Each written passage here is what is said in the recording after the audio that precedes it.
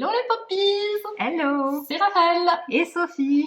On se retrouve pour un nouvel épisode du podcast et vidéo YouTube, puisque on est lancé, on ne nous arrête plus. Ça y est, on y a pris goût. Exactement. La tension, la conquête du monde qui commence. En fait, on va devenir des Instagrammeuses, podcasteuses, YouTubeuses, Qu'est-ce qu'on à peut minima, faire pour Ouais, commencer. c'est pas mal déjà, pour un On plan pourra de... Peut-être être des Pinteresteuses un jour. Ah oui. Ce serait cool ça. Moi, tu vois, c'est un truc aussi, une ambition que je pense que je n'arriverai jamais à faire, c'est du Twitter. Tu rigoles parce qu'on s'était dit on va faire court. J'étais en train de discréter. Non, mais Sur le running gag. Non, mais tu vois, un jour, on pourrait avoir un compte Twitter et tu pourrais faire du live tweet de trucs que tu regardes. Tu sais, tu connais pas parce que tu t'en non, moi je pas suis pas du tout Twitter. Mais il y a des gens qui regardent des séries. Alors, bon, par contre, je pense que tu te pourris un peu ton visionnage parce qu'au fur et à mesure, des séries ou des films, oui. Et au fur et à mesure que tu regardes, tu racontes ce qui se passe, mais du coup de manière improbable, de manière à ce qu'il y ait des gens... en story Instagram dans une moindre mesure. Oui.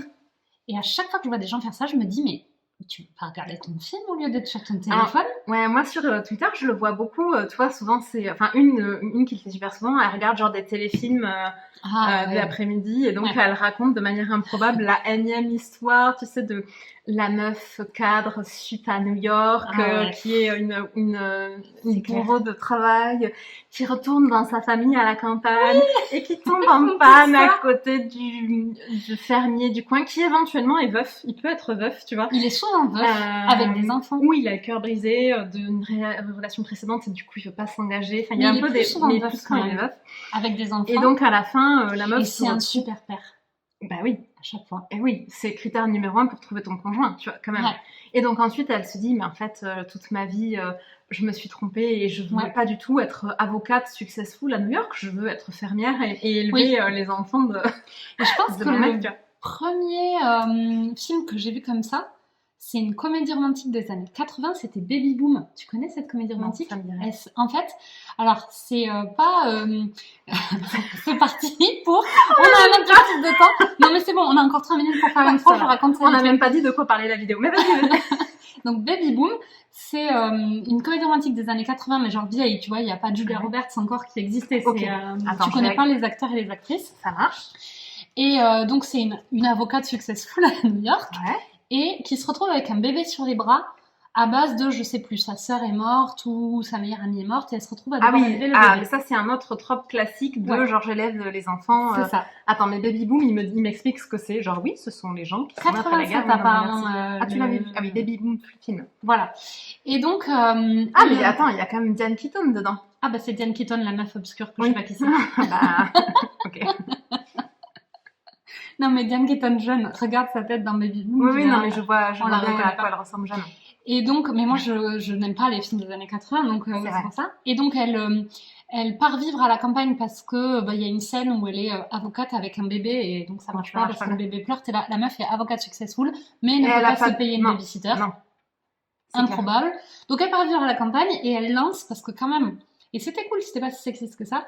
Elle lance quand même une boîte parce que c'est une businesswoman au fond d'elle-même.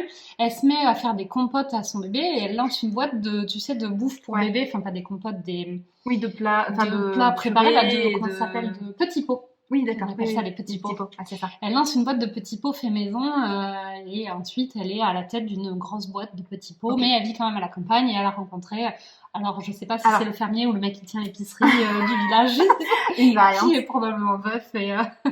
J'étais en train de regarder si on le connaît. Le gars, ça a l'air d'être Sam Shepard et le nom me dit vaguement quelque chose, mais en fait non, je pense juste que c'est un nom qui ressemble à plein d'autres noms américains. Dans quoi il a joué? Dans les films notables d'après Wikipédia, il y a Les Moissons du ciel, L'étoffe des héros, Paris, Texas, Un été à Osage County, qu'on n'a pas vu. Ah si, Un été à Osage County, tu l'as vu toi? Ah ok. Très chelou. Alors, on avait failli aller le voir sur un mardi ciné à l'époque où on pouvait encore aller au cinéma. Moi je l'ai loué du coup. Ah oui, d'accord. Et VOD, ça avait l'air pas drôle du tout, effectivement, ça avait l'air affreux. Bah, c'est genre, tu sais, ces films indés sur la famille atroce,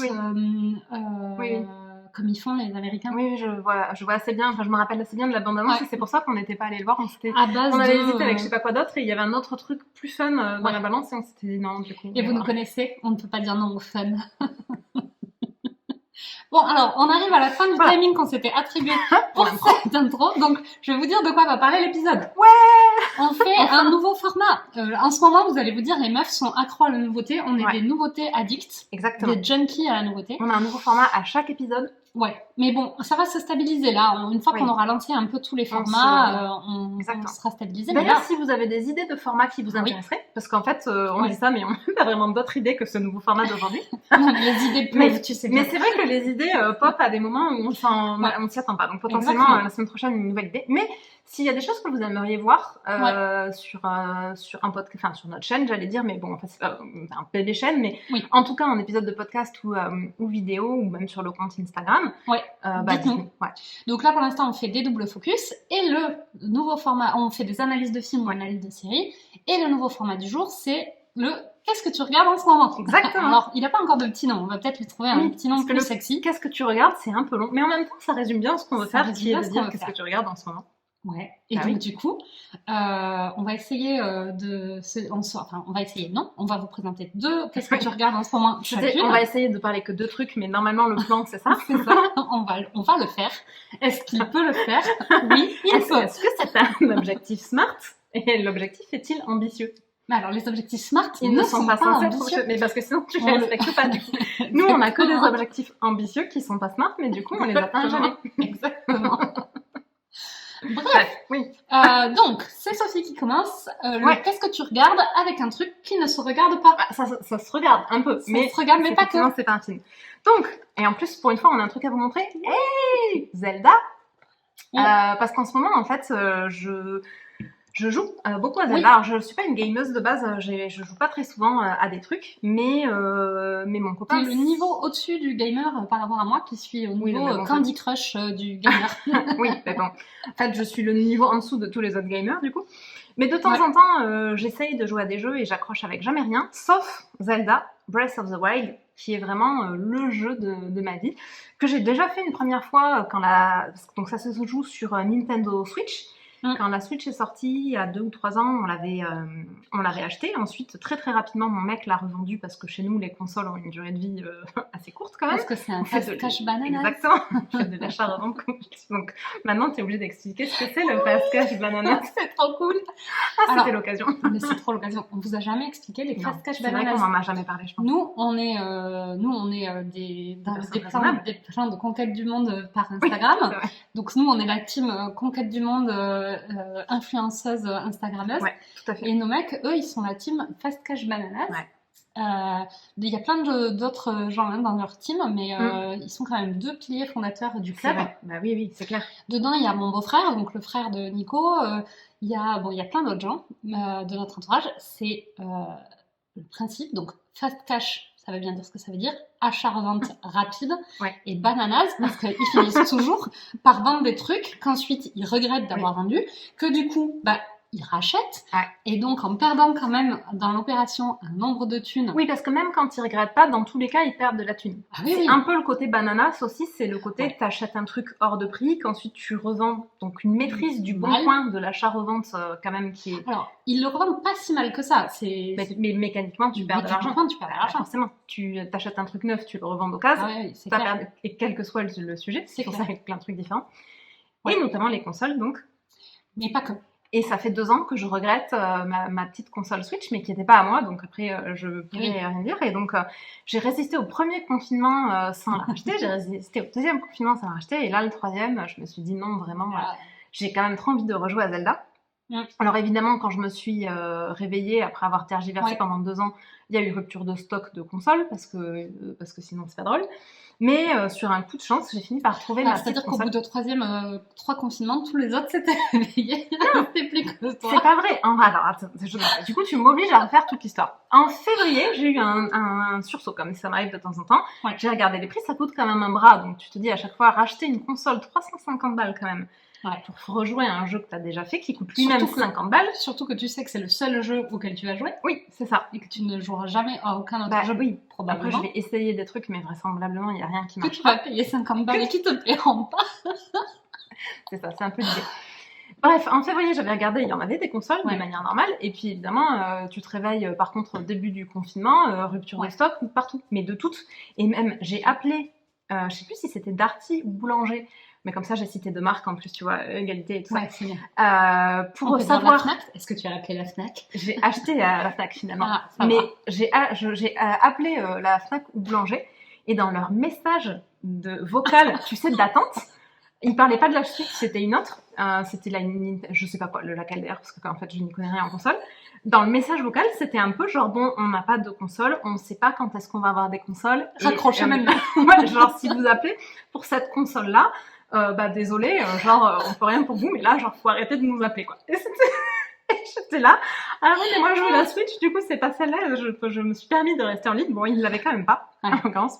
Mais j'étais un peu là, genre, hallucinant quand même. C'était drôle. Je savais pas raconter les détails de l'histoire. C'est cool. Donc, bref, à un moment, et alors, du coup, je finis l'histoire de comment j'ai fini par mettre la main sur la console. À un moment, j'étais en télétravail, et puis Fabien me dit, j'ai regardé tout à l'heure, la Switch, elle est toujours pas dispo et tout ça. Et j'étais, bon, justement, je voulais regarder, j'y vais. Et là, 3 consoles dispo en stock. Le temps que je fasse l'opération de paiement, il y en avait plus. Elles étaient parties en genre 30 secondes, quoi. Oui. Mais en fait, il se trouve qu'il y en avait de dispo à la Fnac Wilson à Toulouse. Ouais. Et donc en fait, j'étais un peu là, non mais là, faut arrêter avec ces histoires de Switch, tu vois. Donc j'étais là, je l'ai commandée, je suis allée la chercher. À la base, je voulais plutôt la faire livrer. Et je l'ai eu effectivement dispo, et donc donc c'est bien. Et donc depuis, je joue à Zelda, et donc je regarde rien d'autre, donc je peux pas vraiment faire un qu'est-ce que. Oui. J'ai eu une super idée en plus, tu vois, je me suis dit, on pourrait faire un qu'est-ce que tu regardes en ce moment, puis le moment où moi je regarde rien. C'est quand même une idée super, quoi. Bon, mais après, comme la règle principale de notre compte, c'est il n'y a pas de règle. Il n'y a pas de règle, exactement. On a le droit de parler de jeux vidéo. Tout à fait. Donc, pourquoi j'aime Zelda Breath of the Wild, et pourquoi vous devriez jouer, même si de base vous jouez pas. C'est un jeu qui est super beau visuellement, et moi je trouve que c'est super important dans un jeu. C'est ce qui s'appelle un open world, donc c'est un jeu avec un monde ouvert, donc on peut aller partout dans l'ordre où on veut. Et ça, je trouve que c'est super cool aussi d'avoir vraiment ce côté de genre dans le monde, tout est dispo, tu vois, tu prends ton petit bonhomme, Link, et puis tu vas vraiment où tu veux, donc tu peux vraiment faire l'histoire dans le sens que tu veux en plus. Et l'histoire est vraiment, enfin moi j'adore l'histoire, elle est simple, donc mais elle a juste la petite touche mélodramatique suffisante pour faire que moi j'aime le truc mélodramatique. On est des gens très mélodramatiques. Mais en même temps, le jeu en lui-même, tu vois, quand tu joues, tu vois, ça se passe dans un monde plutôt joli, t'as des prairies vertes, bon, t'as des endroits qui sont plus dark, tu vois, mais le monde en lui-même, il est pas dramatique. Ouais. Mais en fait, l'histoire, c'est donc tu joues Link, qui est le héros de tous les jeux Zelda. Oui, c'est Zelda, c'est la princesse en fait, c'est pas le héros. Mais ceci dit, et un des trucs qui fait que j'aime bien le jeu, c'est qu'il a un côté. Alors moi, j'ai pas joué au précédent, mais a priori dans les précédents, le truc c'est un peu genre Link, c'est le petit chevalier valeureux qui va sauver la princesse Zelda enfermée dans une tour quelque part, tu vois. J'exagère peut-être un peu, mais c'est ça. Et là, dans l'histoire, elle a vraiment un rôle à jouer, donc qui est assez cool. Oui, c'est un peu pour ça que j'ai fait cette tête, parce que j'étais un peu là, oui, évidemment, la seule meuf qui a le rôle titre, puisque ça s'appelle Zelda, c'est la princesse en détresse, et en fait, ça parle que de Link. Et ben, celui-là, pas tellement. Bon. Parce qu'en fait, dans l'histoire, alors effectivement, tu joues Link, donc tu joues le personnage masculin, mais en fait, dans l'histoire, donc en fait, tu te réveilles dans un sanctuaire, t'es amnésique, et donc t'es Link qui se rappelle de rien. Ouais. Mais assez vite, bon, je pense que c'est même pas vraiment un spoil, donc je vous raconte quand même l'histoire dans les grandes lignes. Tu t'apprends que tu es Link, le chevalier, et qu'il y a 100 ans, tu as combattu aux côtés de la princesse Zelda contre une puissance maléfique qui s'appelle Ganon. Ouais. Après, c'est toujours un peu les mêmes, tu sais, dans tous les jeux, a priori, c'est toujours, tu combats toujours Ganon, il y a toujours plus ou moins les mêmes peuples qui existent et tout ça. Ouais. Et donc, tous les deux avec Zelda, mais qui a des pouvoirs aussi, vous étiez censés arriver à combattre Ganon, qui est donc le super méchant, avec l'aide aussi de 4 héros, en fait, chacun d'un peuple différent, qui ont été choisis parce qu'ils sont valeureux. Et dans les 4 héros, il y a 2 personnages féminins et 2 personnages masculins. C'est bien. Donc il y a quand même, dans l'histoire, il y a une parité qui est quand même assez chouette. Et une représentation équitable. Et une représentation équitable. Et il y a un peu un côté, bon, Zelda, elle a plutôt des pouvoirs, pas de force physique, tu vois, mais elle a quand même des pouvoirs. Et puis après, par contre, les 4 autres héros, à part Link, c'est vraiment, tu vois, des trucs valeureux. Donc c'est plutôt cool. Ouais. Et bref, ça dégénère complètement, tout le monde meurt, tu perds... moi, ça a dégénéré super vite, hein, tu t'attendais pas à ce plot twist. C'est genre, bon, ils sont 4 malheureux, bon, à peu près 5 secondes, ensuite tout le monde est mort. Et, exactement, voilà, non mais en fait, ils s'entraînent et tout ça, et puis en fait, quand Ganon effectivement s'éveille, tout le monde perd le combat, la princesse Zelda n'arrive pas... à combattre, Link est genre sur le point de mourir et donc elle consacre plus ou moins ses dernières forces à sceller Ganon dans le château d'Hyrule, qui est le royaume où ça se passe, et à mettre Link plus ou moins genre en mode congélation, tu vois, le temps qu'il guérisse. Et ensuite, il se passe rien pendant 100 ans. Et c'est là qu'il se réveille. Exactement, et ensuite il se réveille. Donc toi, tu te réveilles assez vite, tu t'apprends ce background de story. Après, je l'ai fait un peu en résumé, il y a un peu plus de... Donc l'histoire est quand même simple. Par contre, elle rajoute vraiment un twist un peu dramatique du côté héros amnésique, solitaire, qui a vécu 100 ans plus tôt, avec la princesse Zelda qui est encore en train de lutter contre mais qui contient le démon dans le château, tous leurs autres potes par contre qui sont morts au combat. Enfin, tu vois, il y a un côté c'est vrai, qui rajoute une histoire assez cool. Enfin, moi, j'aime vraiment beaucoup. Et en même temps, quand tu joues, tu vois, il y a vraiment des côtés... il y a même un peu d'humour de temps en temps. Il fait des trucs improbables. Link, tu vois, le personnage que tu peux jouer. Donc, il y a vraiment... c'est un jeu qui est vraiment bien fait sur le côté émotion parce que tu as vraiment de l'attachement. Et une partie de ta quête principale, c'est de retrouver ta mémoire. Et c'est assez sympa comment ils ont fait ça. Et en fait, ils te donnent en gros un appareil photo sur lequel il y a une dizaine de photos qui correspondent à des souvenirs. Et donc, qui ont été prises en fait 100 ans plus tôt. Il faut que tu retournes dans le monde à l'endroit où elles ont été prises. Exactement, et tu sais pas où elles ont été prises. Donc en plus, c'est un peu genre, tu es en train de te balader dans le monde et puis tout d'un coup, tu vois la lumière qui te dit « Ah bah oui, là il y a un souvenir, donc tu y vas ». Et donc tu peux en plus débloquer tes souvenirs dans un ordre complètement différent en fonction de comment tu joues et de ton parcours. Ce qui fait que tu as vraiment un côté sympa de petite découverte de ta dizaine de souvenirs comme ça au fil de l'eau, qui fait qu'après tu complètes vraiment l'histoire de ta relation avec Zelda et de comment tu as fait et de comment ça a fini par vraiment dégénérer. Enfin, tu sais dès le début que ça a dégénéré, mais t'as pas vraiment, tu vois, le détail. Et donc c'est assez chouette. Et alors le gameplay est très cool. Je ne joue pas parce que genre je ne suis pas du tout assez patiente. C'est le genre de truc, j'en ai marre au bout de... tu vois, enfin... alors, soit c'est des jeux... Nous, quand on était gamin, on avait une Nintendo DS. Tu sais, celle où il y avait les grosses cartouches là, qui se rentraient comme ça à la verticale. Non, les DS, c'était les portables. Nous, on avait la première Nintendo, c'était en 95, 97 qu'on l'a achetée. À la NES, la toute première Non, c'était pas la toute première. C'était une où tu sais, t'avais des cartouches en plastique gris et tu les rentrais à la verticale. Après, moi, j'avais pas de console à cette époque-là, mais oui. Moi, c'était mon frère qui en avait une, et tu sais, c'était plus des jeux d'agilité, là. Alors ça, moi, je déteste. Genre, au bout de 3 fois où Aladdin, parce qu'on avait le jeu Aladdin, il est tombé du putain de tapis, là, qu'il faut le faire arriver en haut. J'avais envie d'exploser la manette. J'avais 10 ans, mais j'étais déjà pas patiente. Je l'ai jamais été. Moi, j'arrive à exploser un œuf parce que ça m'énerve de les caler. Donc, si tu veux le petit jeu vidéo d'agilité, ça marche pas bien. Et même, après, moi, j'ai beaucoup joué finalement plus à des jeux, tu sais, un peu de découverte sur ordinateur, genre Versailles. Alors oui, je sais que tu l'avais, toi, ce jeu-là. Moi, j'ai beaucoup fait ça aussi, Versailles, cool. Et il y en avait d'autres qui se passaient un peu par... Enfin, moi, j'en ai fait pas mal, j'en ai fait un qui était en Égypte. On avait celui de l'Égypte aussi dans les pyramides. C'était trop cool parce que c'était vraiment un côté enquête. Alors moi, je l'ai jamais fini parce que pour le coup, c'est pas un open world et donc genre il y a un moment où t'es bloqué parce qu'en fait, il te manque un élément pour pouvoir avancer dans le jeu. Et moi, Versailles, le moment où genre j'ai été bloquée et donc genre tu te retrouves à explorer les 4 mêmes pièces en long, en large, en travers, tu sais pas pourquoi. Et tu sais pas. Et moi, je finis par dire non, mais moi j'arrête de jouer, c'est nul, ça m'intéresse pas. Quoi. En plus, là, on parle d'une époque où il n'y avait pas vraiment le côté solution sur Internet. Alors, ça a commencé après, parce que je sais qu'ensuite, mon frère, il a joué sur PlayStation à Final Fantasy, je sais pas lequel. Et là, je me rappelle qu'à l'époque, quand il était coincé, moi, je lui cherchais sur les forums les solutions. Mais à l'époque de Versailles, je devais avoir 13 ou 14 ans, donc c'était en 98. Il n'y avait pas. Non, c'est ça se... Ah, c'était Final Fantasy VII. Et Final Fantasy VII, ça devait être plutôt en 2000. Regardez si tu veux. Ça devait être en 2099-2000, c'était 2 ou 3 ans après. Mais oui, après, c'est sûr que c'était vachement plus dur. Là, en toute honnêteté, sur certains trucs, tu vois, en plus, moi, j'ai vraiment pris le parti, je suis là, genre, zéro emmerde, quoi. Donc, si je suis bloquée quelque part, Tu cherches direct sur Internet. Direct, je cherche, exactement. Parce que je suis un peu là, non, là, je suis pas là pour genre tourner en rond pendant 1h30. Mon temps de loisir est quand même compté, donc il faut qu'il soit rentable, entre guillemets, dans le sens, il faut que ce soit un bon moment, quoi. Ouais, c'est clair. Donc si c'est trop galère, c'est trop galère. Final Fantasy VII, c'est bien 97. Ah, j'aurais dit plus tard, moi, tu vois. Ouais. Bon, il l'a peut-être pas acheté. Après, il l'a peut-être pas eu tout de suite. Et après, sinon, c'était peut-être le 8 parce qu'il y en a. Il y en a pas. Il y en a que ça. Oui, là, je pense que le dernier, ça doit être genre le 15. Après, il était sympa. Hein. Moi, j'ai joué 3 minutes et demie dessus parce qu'il fallait tuer des monstres. J'arrivais jamais à les tuer. J'étais là, c'est bon, ça m'a saoulée. Mais je sais que lui, il l'avait fini du coup.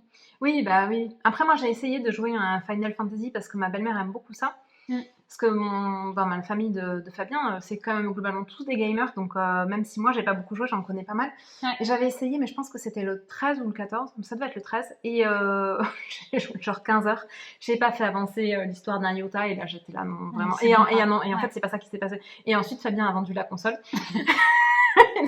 C'était pas la Switch, hein, c'était une autre console. C'était l'autre. Mais elles sont toutes à lui parce que moi j'achète pas normalement. Alors celle-là elle est à moi, donc il a la consigne, et je lui ai dit non, mais celle-là t'as pas interdiction de la vendre. Ah bah oui. Mais ceci dit, ça l'empêche pas parce que dans une frénésie un jour comme ça de revente de jeux, un jour il a vendu un jeu qui était à sa mère. Donc maintenant on se moque de lui, tu vois, à chaque fois qu'il veut un truc, tu es sûr que c'était bien toi?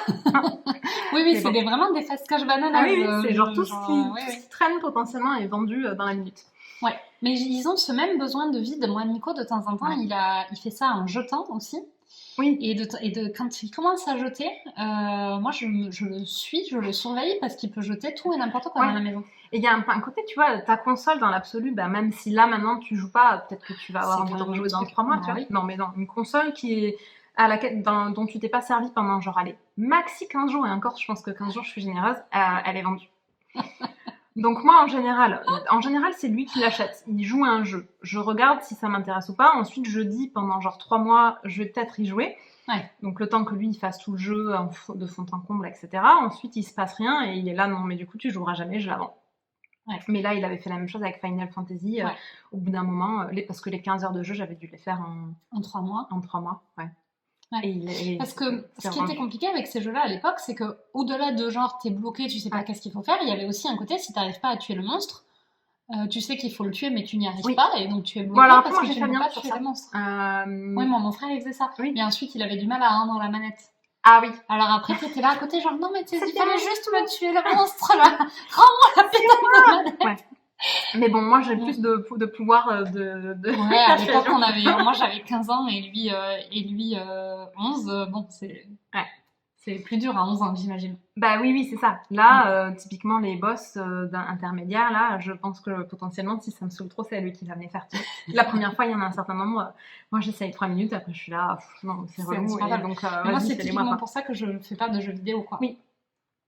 Bah ouais, mais après, moi je trouve que... Après, moi, c'est vrai qu'il faut vraiment... Il y a plein de critères qui font que j'aime Zelda et que vraisemblablement, ça va être dur de...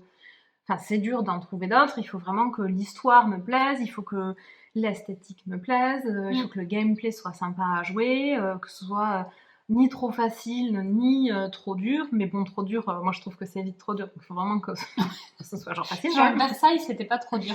T'étais un noble et alors c'était pas trop dur dans le sens, il y avait pas de trucs difficiles à faire. Oui, fallait pas se battre. Fallait pas se battre. Non, mais t'avais même pas la gueule des autres nobles dans... Ce que je veux dire, c'est que t'as pas de truc d'agilité avec la manette ou avec... Bon, là, c'était sur PC avec la souris. Il fallait trouver des indices dans des pièces. C'était de la réflexion, mais c'était jamais trop dur en mode... Parce que tuer le monstre, en soi, c'est de l'agilité, c'est pas de la... Complètement. Et donc, Versailles, c'était... Moi, je pense qu'aujourd'hui, avec les forums, je pourrais vachement rejouer à des jeux comme ça. Oui. Où t'apprends quelque chose en plus. Oui, parce qu'il y avait vraiment... Moi, j'en garde vachement de souvenirs de Versailles ou même de celui en Égypte et j'avais trouvé ça... Moi, il y a plein de trucs que je sais grâce à ce jeu-là. Oui, moi aussi. Genre sur le rôle de Lully dans des trucs, sur les pamphlets réalisés par un... Enfin, tu te rappelles que tu révélais à la bougie avec de l'encre invisible. Exact. Ouais, je m'en rappelle vachement bien. Ouais, du coup, ça me donne envie de le finir maintenant que je sais qu'il y a des tutos. Je pense que par contre, c'est typiquement le genre de jeu, si tu les regardes maintenant, tu vas trouver ça super moche. Ce qui à l'époque était très beau. Magnifique. Oui, mais c'est vrai. Mais je pense que si tu le regardes maintenant. C'était en quelle année Je vais regarder. Ouais, je peux le retrouver, je pense. Parce que c'est un jeu. Ça s'appelait Versailles 1685. Complot à la cour du roi. C'est ça. Soleil. Il manque un bout. Donc c'est 98. C'était fait par... Non, 96, pardon. C'était fait par le truc des musées nationaux. C'était un jeu édité par les musées nationaux de France. Ouais. Mais 96, à mon avis, si tu regardes les images maintenant, tu vas être là, dans ma tête, c'était vachement joli. Oui. Mais bon, après, c'est normal, ça a pas mal évolué. C'est clair. Bref, en tout cas, est-ce que je t'ai donné envie de jouer à Zelda? Pas du tout. Pas une seule seconde. Eh ben, tant pis pour toi. Moi, je trouve ça trop cool. Tu m'as un peu donné envie de rejouer à Versailles Complot à la Cour du Roi Soleil sur mon PC. Par contre, mais je pense que je n'ai plus de lecteur CD. Oui, non, là, je pense que c'est pas du tout possible. En fait, tu vas pas du tout pouvoir. Tu dois pouvoir l'acheter peut-être en version numérique? Je sais pas. Ça semble un peu probable. Ouais, je sais pas trop. À mon avis, il vaut mieux vivre sur tes souvenirs qu'essayer de le refaire, je pense. Ok. Bon, et toi, qu'est-ce que tu regardes en ce moment? Alors moi, en ce moment, je vais commencer par un film. J'ai regardé ce matin. Mais déjà, je regarde des films le matin, ce qui est improbable pour beaucoup de personnes, je pense. Oui, moi, effectivement, ça me dépasse. Bon, ceci dit, moi, j'ai joué à Zelda ce matin, c'est un peu pareil, tu vois. Après, moi, je fais ça parce que ce matin, Nico était pas là et c'était un peu genre, mon Dieu, j'ai une fenêtre de liberté pour faire ce que moi j'ai envie de faire sans l'avoir dans les pattes. Donc là, il se trouve que j'avais envie de regarder un film parce que bon, il est très... Il peut, voilà, s'il a décidé que genre à ce moment-là, il fallait pas regarder un film, ça peut être à n'importe quel moment de la journée. Hein, tu sais, tu vas te faire emmerder. Alors je le refais quand même, mais c'est pas dans le calme en général. Bon, là t'étais tranquille. Là j'étais tranquille et donc j'avais super envie. Je l'avais cherché partout, il était disponible nulle part, de revoir Pretty Woman. Une comédie romantique des années 90. Mais je sais pas pourquoi ça m'a. En fait, je pense que j'ai dû voir un truc sur Internet, sur Instagram, genre peut-être, tu vois, un extrait. Après, sur Instagram, il y a vachement souvent des petits bouts, des petits extraits de Pretty Woman. Et donc, j'ai vu un extrait, je pense, et je me suis dit, oh, j'ai trop envie de le revoir. Je l'avais pas vu depuis longtemps, alors je l'ai quand même vu beaucoup parce que à l'époque où on regardait la télé, il passait souvent en fait. Maintenant, on regarde plus la télé en mode on regarde plus les chaînes où t'as pas le choix. Mais à l'époque où il regardait la télé, il passait souvent, donc je pense que je l'ai vu plein de fois. Peut-être même pris au milieu, tu vois, ou vu en partie. Donc je le connais quand même très bien. Je pense comme beaucoup de gens de notre génération. Ouais, moi je l'ai vu une fois, je pense, mais ça m'a suffi. Et alors, bon, moi je l'aime bien, je le trouve cool. Mais parce que tu vois, comme j'aime bien le genre, donc du coup ça aide. Et ça fait partie je pense, des cultes, hein, dans le genre, complètement. Sans aucune. Et c'est pas pour rien quand même. Moi j'aime pas le genre, donc je vois pas trop, j'aime pas trop Pretty Woman, mais c'est clair que c'est quand même une référence dans le genre. C'est un des films cultes, des comédies romantiques. C'est clair. Après, donc, donc je l'ai vu parce qu'il est enfin sur Disney+, sur dans Star, dans le nouveau truc, c'est ce que j'allais dire, le nouveau... Avec les vieux films, du coup. C'est ça. En fait, Star, c'est un peu la catégorie qu'ils ont créée, Disney+, pour pouvoir mettre autre chose que leur franchise classique, et sur laquelle ils ont principalement, pour l'instant, des vieux films... Quand même plutôt des films cultes. Et des vieilles séries aussi. Et des vieilles séries, mais ils ont vraiment fait une sélection de trucs cultes quand même. Il n'y a pas trop de trucs... sur Netflix, il y avait beaucoup de vieux films dont tu n'avais pas trop entendu parler. Au début de Netflix, en série, ça a toujours été cool, mais alors en film, il y avait pas un côté, mais genre qu'est-ce que c'est? Il y a 4 ou 5 ans. Donc tu n'avais genre jamais entendu parler. Et c'était que des films des années 80-90, mais... Super obscur. Obscur, Alors que là, il n'y en a aucun qui est obscur. C'est vrai que j'ai regardé la dernière fois, je me suis fait une liste de trucs que je regarderai jamais. C'est que des trucs cultes, c'est vrai qu'il n'y a que des trucs dont j'avais déjà entendu parler. Et du coup, c'est super. Enfin, moi, je trouve ça cool parce qu'il y a un peu un côté, si tu veux... Alors, c'est pas des très vieux, il n'y a pas trop 70, au-delà des années 70, mais tu as plein de films cultes des années 80 et 90. Ouais, ça c'est quand même cool.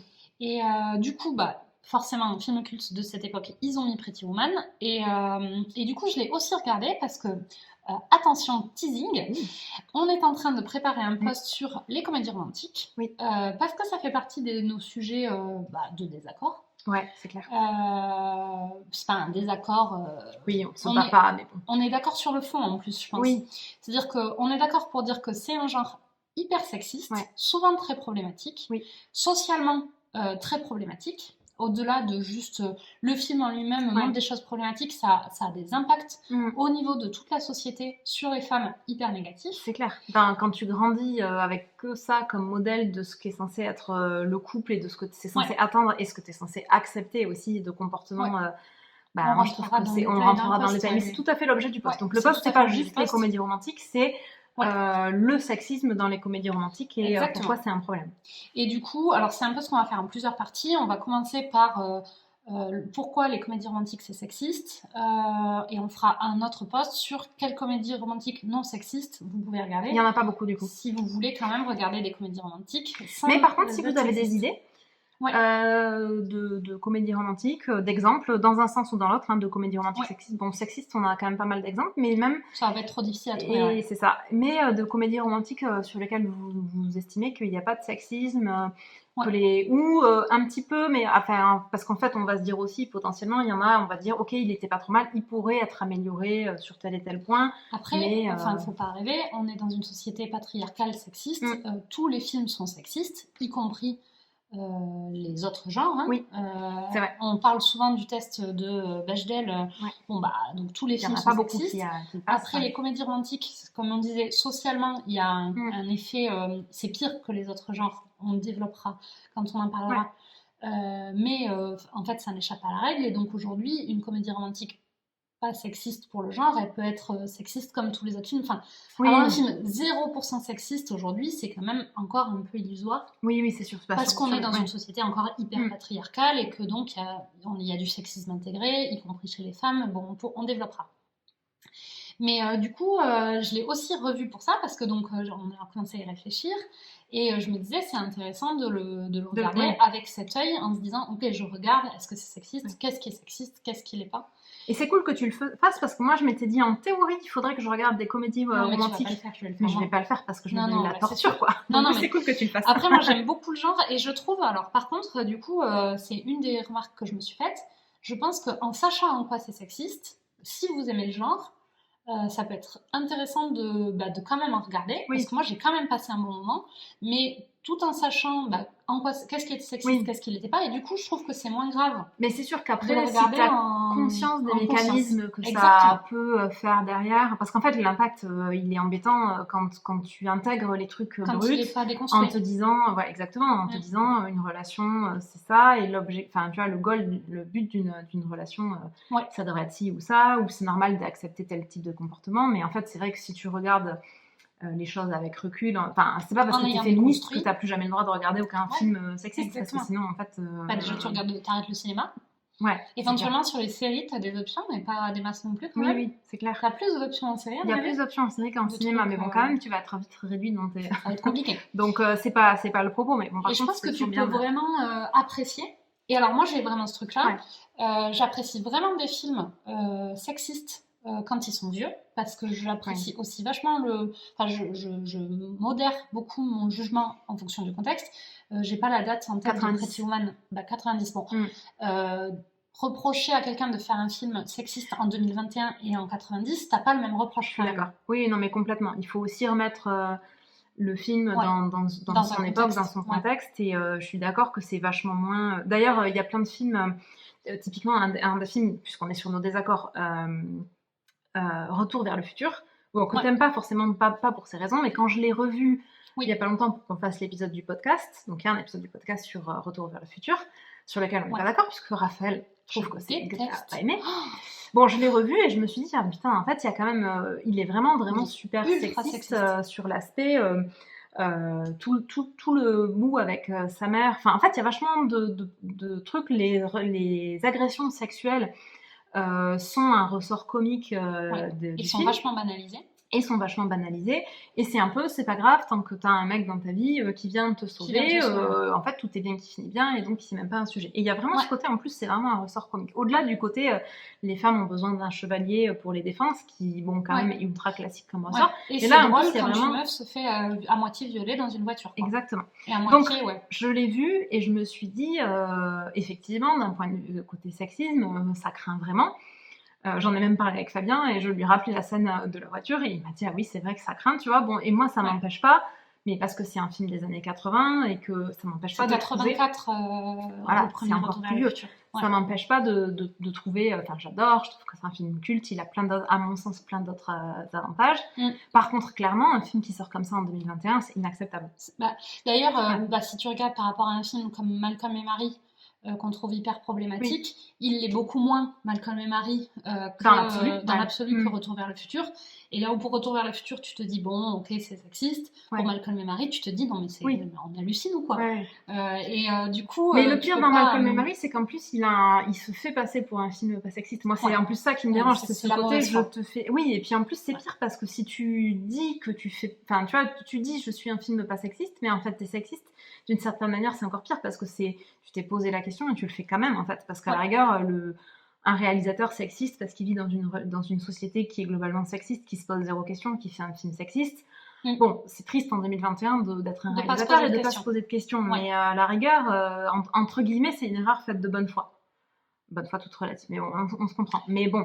Les féministes diraient des ressources, il y en a partout. Ça, c'est sûr. Non, mais je suis d'accord. Mais tu vois, c'est énervant, mais c'est pas non plus le même niveau d'énervement que le réalisateur qui te dit c'est bon, moi je suis un allié des féministes et qui ensuite te fait du male gaze pendant tout le film. Et là, en te disant non, regarde, je sais ce que c'est le male gaze et j'en fais pas. Et t'es là, c'est effectivement.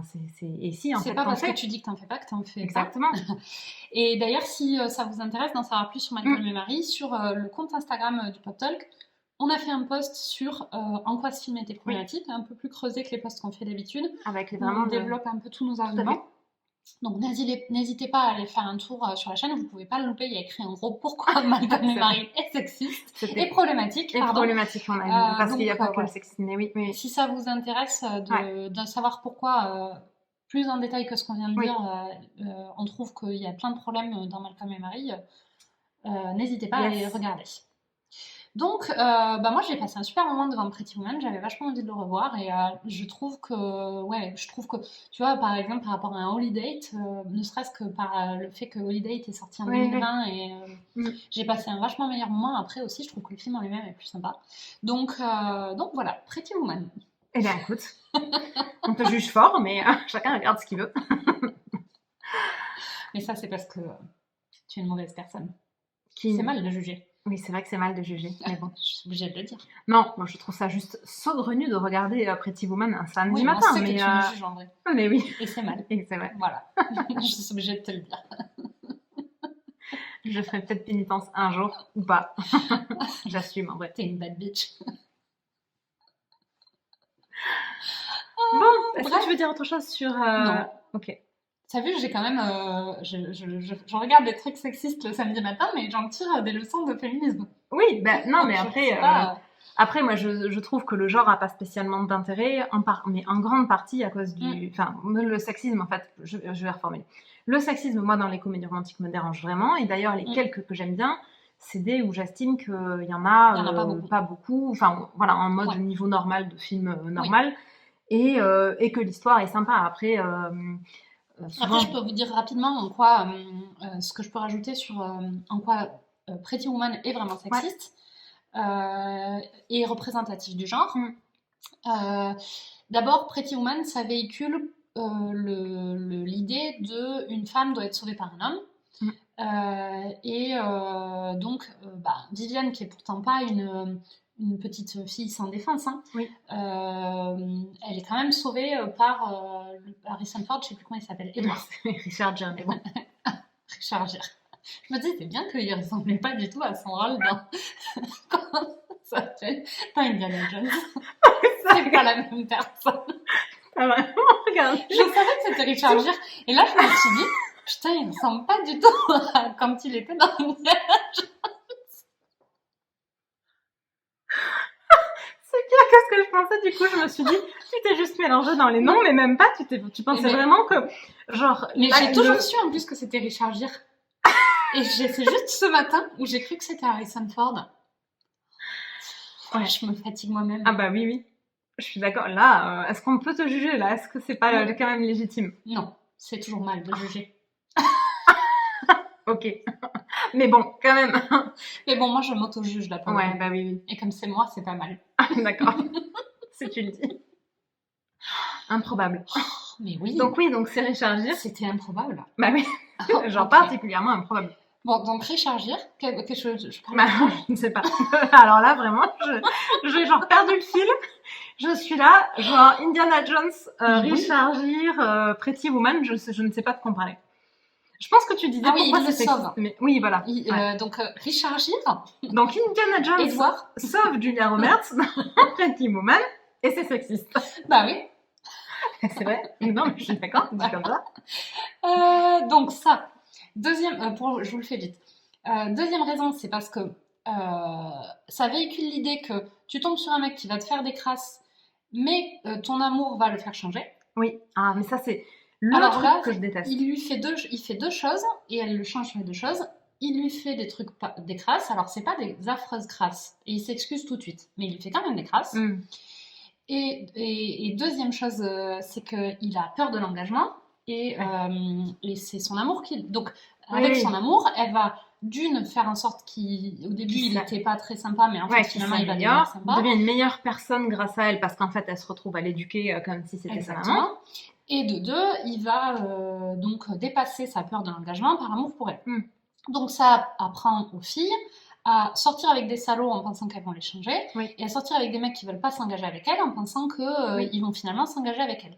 Donc ça encourage les filles à aller vers des mecs qui ont des comportements problématiques avec elles, tout en voulant pas s'engager, et en disant « accroche-toi meuf, il va finir par s'engager ». Et au lieu d'aller vers un mec qui veut s'engager si tu veux t'engager, ou qui veut pas s'engager si tu veux pas t'engager. Et le deuxième effet qui se coule de ça, c'est vraiment ce côté, si le mec n'a pas changé, c'est parce que tu mérites pas, t'es pas assez bien, tu vois, ta personne ne suffisait pas à faire changer le mec ou à lui donner envie de s'engager. Et ça, c'est quand même super moche. Et je dirais, et le troisième effet qui se coule, normalement il n'y en a que deux, mais c'est que je pense que ça a aussi un impact sur la manière dont les mecs perçoivent les relations, sur le côté normal. C'est vrai, en fait, on prend tous sur le... Et après, souvent, les gens te disent, mais c'est que de la fiction, c'est rien. Mais en fait, c'est pas vrai. Quand l'ensemble des œuvres de fiction véhiculent le même type de comportement, forcément, on prend en éponge. Pour le coup, moi, j'ai commencé à faire des recherches sur le sujet pour le post qu'on va faire. Il y a des études scientifiques qui prouvent noir sur blanc que ce que tu regardes a un impact sur ce que tu penses et comment tu te comportes. Donc ça, les gens qui te disent c'est que de la fiction, c'est prouvé par des études. Que c'est pas que de la fiction. Donc mais moi, ça me paraît tellement évident. C'est scientifiquement c'est ça. Il n'y a même pas de débat à savoir si tu es d'accord ou pas d'accord. Il y a des scientifiques qui l'ont étudié. Si t'es pas d'accord, c'est genre comme si t'étais pas d'accord que la Terre est ronde, quoi. Mais il y en a. Tu sais que ça existe. Il y a un courant de gens, mais qui existe vraiment, qui pensent que la Terre est plate. Mais c'est quand même incroyable. Et genre, mais en plus, ils pensent que genre c'est un complot, que les gens sont alliés, que toutes les photos de l'espace c'est truqué, où tu vois la Terre ronde et tout. Enfin, ça va genre super loin. Quand j'avais découvert ça, ça m'avait genre fascinée, j'avais vachement creusé le sujet, j'avais trouvé ça. J'ai jamais compris quel était le... Genre, pourquoi est-ce que les gens feraient ça? Tu vois, parce que derrière, il y a un peu... Mais dans toutes les théories du complot, il y a un côté, mais pourquoi les gens feraient ça? Dans toutes, t'es un peu là, genre... Il y a toujours un peu cette idée vague de genre, c'est pour contrôler la population, t'es là, mais est-ce qu'on serait plus ou moins contrôlé si la Terre était plate? En vrai, enfin, tu vois... Surtout qu'on a cru que la Terre était plate jusqu'à Galilée, donc c'est quoi, 1500 et quelques de mémoire? Ou 1400 et la population était tout aussi contrôlée avant. C'est clair. Ça n'a aucun sens. Et en plus, moi, ce qui me fait vraiment ça doit être 1500 quelque chose plutôt. Alors attends, je pense. Galilée, Terre ronde. Je vais marquer. Attention. Donc ça, c'est le moment culture. Le moment culture G. On va aller sur la petite page Wikipédia de... Donc il est mort en 1564. Non, il est né en 1564. Il est mort en 1642. Donc ça peut pas être en 1400. Non, c'est 17e siècle. Une première moitié du 17e siècle. Non, pas en fait. Il a pu faire ça jeune, hein? Mais oui, j'étais en train de dire, en fait, il est mort à 77 ans. Il avait 77 ans. Non, ça peut être dans les années 1500 aussi. Tac. Tu veux que je regarde son procès? Il faudrait qu'on sache, en fait. Attends, son procès, la lunette, les attaques se font plus violentes, la censure de la thèse copernicienne, 1616. Ok, c'est plutôt 1600. Voilà. Ok. Oui, condamnation de 1633. Ouais, donc voilà. C'est plutôt 1600. Bref. Bon, tout ça pour dire... Et alors, dernier truc sur pourquoi... Attends, je peux finir sur l'histoire des trucs de Terre plate? Vas-y. Un truc, moi, qui me fume dans cette théorie, c'est qu'il y a un côté, tu t'y rends compte le nombre de personnes que ça nécessiterait d'avoir dans le complot, avec tous les astronautes qui sont partis dans l'espace, ou alors peut-être qu'ils pensent qu'en fait, ils sont jamais partis. Mais bon, même, c'est des gens qui se feraient semblant, mais tu te rends compte sur des générations et des générations de nationalités. De tous les pays, y compris l'URSS et les États-Unis quand c'était pendant la guerre froide. Quand on parle des complots juifs, c'est quand même incroyable. Combien il y a de gens de confession juive sur Terre? Ouais, c'est vrai. C'est pareil. Oui. C'est probablement même plus que des astronautes. Ah bah oui. Tu vois? Je pense effectivement qu'on peut dire qu'il y a plus Même en cumulant tous les astronautes, il y a sans doute plus de juifs que d'astronautes, tu vois. Et il y a bien ces complots juifs. C'est vrai. Mais ça n'a quand même ni queue ni tête. Bon, bref, pas fin de la parenthèse des complotistes de la Terre plate.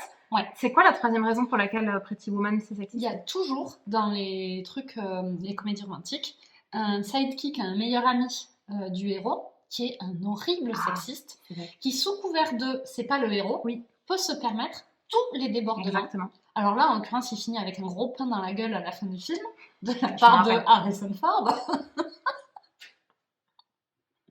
Qui est venu défendre Julia Roberts. Qui l'a sauvé. Mais quand même, c'est vraiment... comme je suis pas le héros et le personnage principal, je peux me permettre tous les débordements sexistes. Et derrière, il y a vachement le côté, quand je suis encore à mon état célibataire, quand sous-entendu la femme parfaite... Ah, il est marié, d'accord. Ouais. Parce que souvent, c'est le sidekick célibataire un peu mec qui est coureur, en fait. Ouais.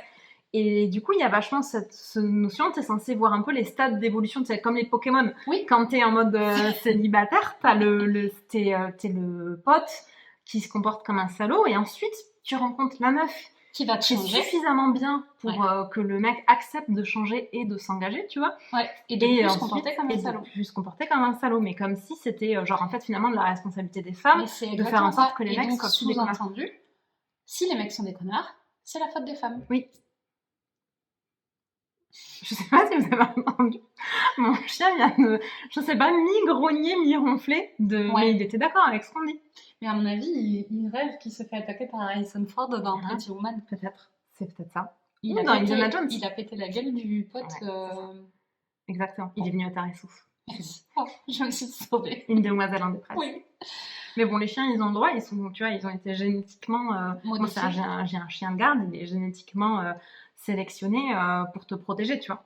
Oui.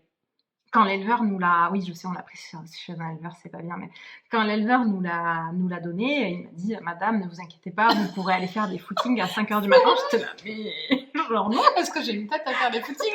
C'est clair, mais pourquoi je... C'est super, je peux le faire avec le chien et je risque rien, mais genre pourquoi je fais ça, tu vois. Pourquoi je devrais faire des footings à 5h du matin. Mais oui, ça n'a aucun sens. C'est quand même aucun sens. J'étais là, oui, ça m'a pas aidé. Alors, puisque je raconte l'histoire du footing, je vais quand même la raconter en entier.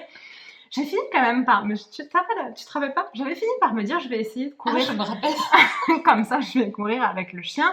Et j'avais, tu sais, des images dans ma tête. Bon, je savais que ça allait pas arriver du jour au lendemain. Mais je me disais, le but, tu vois, c'est que je vais courir dans la campagne avec le chien qui court à tes côtés. Et ça va être trop génial. Bon, mais en fait, le truc auquel j'avais pas réfléchi, c'est que quand tu as un berger allemand, quand toi tu cours, le chien, genre, en fait, ne court pas, et genre pas du tout. Et alors, quand tu cours en mode débutant, qu'en fait tu vas à 2 à l'heure, le chien même pas trottine, il marche à son allure, genre plus ou moins normale de marche. Et là, c'est la blessure d'ego ultime. Ah bah oui. En te regardant en plus de manière... Genre en mode, mais qu'est-ce qu'elle fait? Pourquoi? Il y avait vraiment un côté... handicapé. C'est le moment où on fait des trucs chelous, tu vois. Donc il était là, lui en marchant, tu sais, genre, même pas vite. Toi, t'es au bout de ta vie à côté. Donc, je fais ça, et il est là, tu crois qu'elle va mourir? Est-ce qu'il faut que je fasse du bouche à bouche quand elle tombe par terre? Exactement. Donc en fait, courir avec ton chien, ça marche pas. C'est hyper vexatoire. C'est hyper vexatoire. Du coup, j'ai été obligée d'arrêter mes tentatives de running parce que vraiment... T'en avais marre d'être jugée. Bah oui, c'est ça. Et d'avoir le chien qui même pas trottine à côté de toi quand toi tu cours. C'est trop la honte.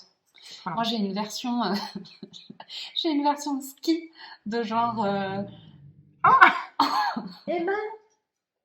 Y a rien. On se fait gronder. Oui, on se fait gronder parce qu'on raconte des histoires privées. Mais oui. On n'est pas sans lui avoir demandé son avis. C'est vrai, tu racontes peut-être qu'il trouve que lui, il se moquait pas du tout de toi à l'époque. Alors je suis désolée, potentiellement, il va se mettre à aboyer super fort dans pas trop longtemps parce que visiblement, il a entendu un truc et potentiellement, ça va vous faire mal aux oreilles.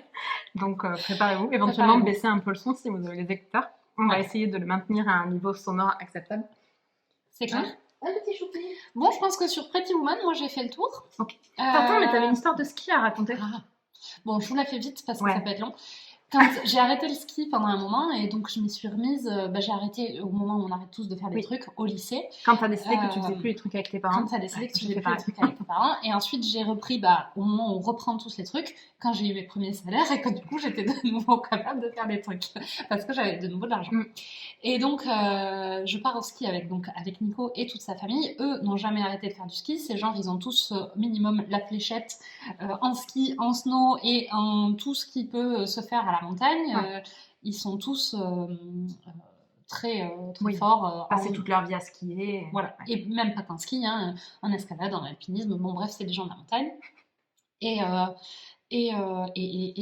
Ah oui. Et donc, moi, je reprends. Cette histoire a un propos. Oui, c'est ça. Je reprends après plusieurs années d'interruption dans ma belle famille, au début de notre relation, évidemment. Donc, pas le moment où ça fait 10 ans que t'es ensemble, t'es marié, t'as un statut officiel. Là, tu connais bien tes beaux-parents. C'est ça. Là, t'es la nouvelle petite amie, ça fait même pas un an que t'es ensemble. Bon, moi, ils me connaissent depuis longtemps parce qu'on se connaît depuis qu'on est jeunes, mais bon, j'étais quand même dans ce... Bref, on s'en fout. T'étais censée faire bref, en plus, c'est là. Et là, je suis en train de me raconter ma vie, mais pourquoi tu fais ça? J'ai eu un moment où je me suis dit, mais qu'est-ce que tu fais? Et donc... On monte dans le premier tire-fesse, le tout premier tire-fesse, pour aller sur une baby, pour que je me réacclimate. Je tombe, bien sûr, évidemment, au milieu du tire-fesse. Je me retrouve donc au milieu de la baby, en mode, bon, ok, je vais descendre une demi-baby. Nico, qui s'était arrêté du tire-fesse. Ce qui est déjà sympa. Il avait genre fait un petit comme ça à côté. Trop maîtrisé. Avait enlevé son snow pour m'aider à me relever, rechausser, parce qu'évidemment j'ai mis à peu près 25 minutes à me relever, enfin bon, c'était un carnage. Et là, il avait son snow à la main, il me dit bon, on y va. Et je dis mais genre tu descends à pied là?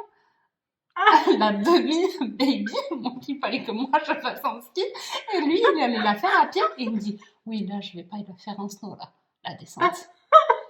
Et j'ai pété les plombs. Je ne connaissais pas. Je connais pas cette histoire. J'ai dégoupillé. C'est vrai que c'est super vexant. Ça c'est pas. C'est vrai que c'est le niveau du chien qui marche à l'allure normale à côté de toi qui essaye de courir. Sauf que moi, alors j'ai fait beaucoup de travail sur moi, mais à l'époque j'avais pas du tout travaillé sur moi et je suis quelqu'un de colérique de base. Ça s'est pas bien passé du tout. J'ai enlevé mes skis, je les ai jetés. Je suis partie à pied en ruminant. Ah ouais, alors là, ça va se passer comme ça. Ah, je crois pas. Ensuite, mon beau-père est venu me voir en mode mais t'es sûre que tu veux pas essayer? Et j'étais là, ah là, je pense qu'il faut tout de suite arrêter cette conversation, ça va dégénérer dans 3, 2, 1. Ça suffit. Et ensuite, ils m'ont pas redemandé de skier, je pense, jusqu'à la saison d'après. Ça devra laisser passer une année, ensuite ça ira mieux. Bon, aujourd'hui, je reskie beaucoup et j'aime beaucoup ça. Et je skie avec mes beaux-parents et ça se passe très bien. Et tu skis bien en plus maintenant. Mais à l'époque, c'était un peu challenge. Ouais, le début quand tu reprends le ski après 10 ans. Bon, c'est pas le sujet de cet épisode. Bref. Alors, c'est ça. Du coup, on peut passer peut-être au troisième. Qu'est-ce que tu regardes en ce moment? Et donc, on s'est dit qu'on allait aussi parler un peu série. Ouais.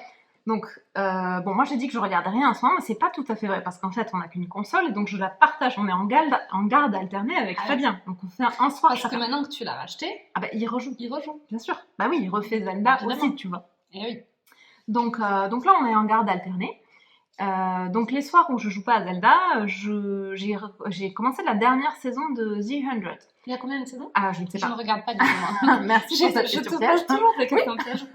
C'est toujours quand je suis pas préparée, alors que moi je suis là en train de te sortir les chiffres pour que tu de prendre mon ordinateur. Mais c'est pas grave. C'était quoi la question? Il y a combien de saisons? 7. Donc je regarde la 7e saison. Ok. Ça a commencé en 2014. Voilà, je sais pas, la 7e saison. Non, c'est la 7e saison la plus longue de la Terre. Ils ont mis 7 ans à la tournée, pourquoi? Gros effets spéciaux. Non, la série a commencé en 2014. La série a commencé en 2014. C'est dispo sur Netflix. Oui, et une saison par an. Oui, bah genre normal quoi. Normal. J'ai envie de dire. Non mais tu vois, il y a des saisons, genre des séries genre hyper frustrantes comme Peaky Blinders ou Sherlock, où t'as une saison qui fait 10 ans et demi. Oui. Non mais là c'est une série CW, donc c'est une série un peu sur un modèle tradi. Alors il n'y a pas autant d'épisodes, j'allais dire tradi, mais il n'y a pas, c'est pas des saisons de genre 22 épisodes, mais il y en a une par an depuis que c'est sorti, donc là c'est la dernière. Ok. que je suis super contente de regarder, que je suis un peu mitigée parce que ça part un peu dans tous les sens, donc il y a des trucs cool et il y a des trucs moins cool. Ouais, il est temps qu'il s'arrête. Par contre, c'est vraiment une chouette série que moi je recommande, que j'ai commencé complètement à regarder en mode c'est une série guilty, tu sais, genre dont je parlerai jamais à personne. J'avais fini par t'en parler parce que j'avais trouvé ça cool. Ouais. Donc, je me rappelle que t'avais essayé de me convaincre de regarder. Oui, mais je pense que ça pourrait te plaire hein, sur le principe. Mais à l'époque, ça me parle pas du tout. À l'époque, tu pensais que t'aimais pas la science-fiction la première fois que je t'en ai parlé. Donc t'étais là, et donc depuis, on va au ciné et on voit des trucs de science-fiction. Donc, mais c'est donc après, je pense qu'à l'époque, je savais pas exactement ce que c'était. J'ai toujours du mal au cas où vous auriez pas remarqué. C'est vrai que les styles de mais est-ce que tu veux qu'on regarde ce que Netflix dit comme catégorie? Ça fait super longtemps qu'on n'a pas fait ça. Il est là. Ah oui, il est là. Alors attends, par contre, il faut que je lance. Je vais enlever le son parce que sinon je vais lancer ça à super fond et là je suis en train de lancer l'épisode. Mais en gros, l'idée c'est ça se passe genre je sais plus trop exactement parce que comme j'ai vu la saison 1 il y a 1000 ans, c'est très flou. Et en fait, ça se passe moi je me rappelle 100 ou 150. Ah bah vas-y alors. Tu m'avais expliqué à l'époque. Ah bah vas-y, on va voir si je l'ai pas vu. Alors comme ça en attendant, je regarde les infos. C'est un futur post-apocalyptique. Tout à fait. Donc il y a eu une catastrophe nucléaire sur Terre. Oui. Et les survivants... Non mais je n'ai pas vu la série, donc c'est pour ça que je cherche en information. Et les survivants ont réussi à s'échapper dans un très grand... dans une station spatiale, pas juste un vaisseau, je pense. Ouais, station spatiale. Parce qu'ils ont vraiment tout à fait quand même de l'espace, parce qu'ils sont quand même assez nombreux. Oui.